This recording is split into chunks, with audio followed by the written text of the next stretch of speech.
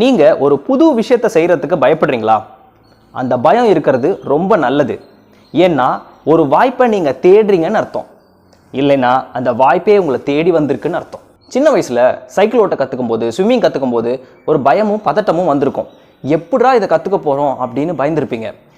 ஆனால் அதை செய்ய ஆரம்பித்தோடனே பழகினதுக்கப்புறம் இவ்வளோ ஈஸியான விஷயமா, அசால்ட் மேட்டுன்னு நினைப்பீங்க. இப்போ புதுசாக அதை கற்றுக்க நினைக்கிறவங்களுக்கு அவ்வளோ ஒரு கஷ்டமான விஷயம் இல்லை, ஈஸி தான், பண்ணிடலாம் அப்படின்னு நீங்கள் சொல்லுவீங்க. அதே மாதிரி தான் stage fear.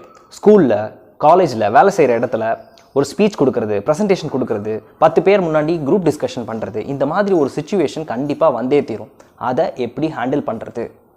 I am Jagadish. I'll help you overcome stage fear. Step number 1, recognize your stage fear.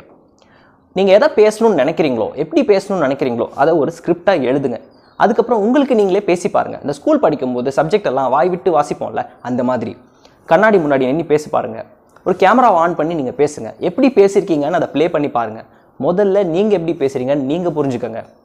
Repeat the process, do it 10 times 20 times, பயம் தானாக போகும்.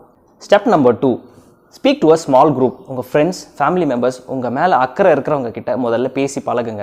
முதல்ல அவங்க கிட்ட அந்த கூச்சம் போனால் தான் ஸ்டேஜில் ஏறி பேசுகிற தைரியம் வரும். Step 3, don't be afraid of mistakes.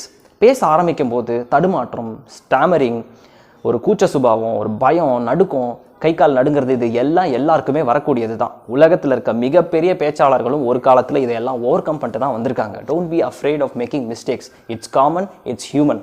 Step number 4, stage ஏறி பழகுங்க.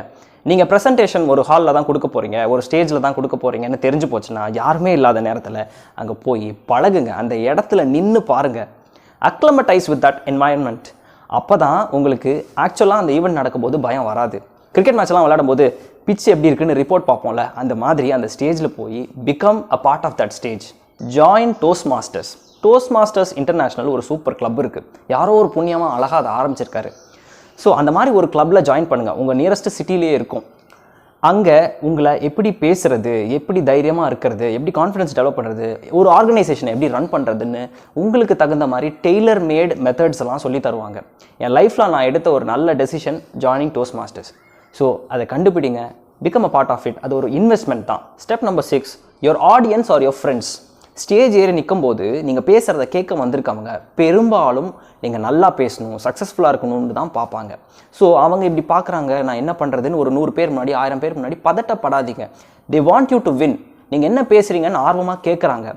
ஸோ அவங்கள உங்கள் ஃப்ரெண்ட்ஸாக பாருங்கள், உங்களுக்கு தெரிஞ்சவங்களாக பாருங்கள். அப்போது உங்களுக்கு அந்த பயம் போகும். Step number 7, use body language. ஸ்டேஜில் வாய் மட்டும் பேசக்கூடாது, உங்கள் உடம்பே பேசும்.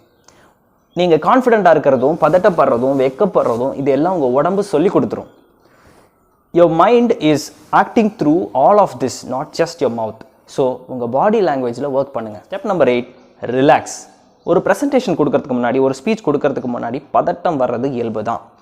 ஆனால் அதுக்காக முன்னாடி நாள் தூங்காமல் இருக்கிறது, நல்லா சாப்பிடாமல் பயத்தோடு இருக்கிறது இன்னும் தான் பதட்டத்தை அதிகப்படுத்தும். அதனால் ஒரு ப்ரெசன்டேஷன் முன்னாடி, ஒரு ஸ்பீச் முன்னாடி ரிலாக்ஸ் பண்ணுங்கள், நல்லா தூங்குங்க, நிறைய சாப்பிடுங்க. Be calm and composed. Step number 9, the final step, shift the focus on to your audience. ரொம்ப முக்கியமான விஷயம் இதுதான். ஒரு ஸ்பீச் கொடுக்கும்போது, ப்ரெசன்டேஷன் கொடுக்கும்போது செல்ஃப் கான்ஷியஸ் ஆகிடுவோம். நான் பார்க்குறதுக்கு எப்படி இருக்கேன், நான் பயப்படுறது, நடுங்கிறது வெளியே தெரியுதா, அந்த கான்ஷியஸ்னஸ் இருக்கவே வேண்டாம். நீங்கள் மற்றவங்களுக்கு சொல்லிக் கொடுக்க வந்திருக்கீங்க. You have come to educate. So let the focus be on the audience. அவங்களுக்கு சொல்லிக் கொடுக்குறோங்கிற அந்த எண்ணத்தோடு செஞ்சிங்கன்னா பயம் வராது. நானும் ஒரு காலத்தில் ஸ்டேஜ் ஏறி பேசுறதுக்கு ரொம்ப பயந்தவன் தான், ஒரு இன்ட்ரோவர்ட் தான். ஆனால் ஸ்டேஜஸ் எனக்காக உருவாக்கப்பட்டதுன்னு நம்ப ஆரம்பித்தேன். அப்படி தான் அந்த ஃபியரை ஓவர் கம் பண்ணேன். பப்ளிக் ஸ்பீக்கிங் மற்ற ஸ்கில் மாதிரி ஒரு லேர்னபிள் ஸ்கில் தான். All the very best for your next presentation.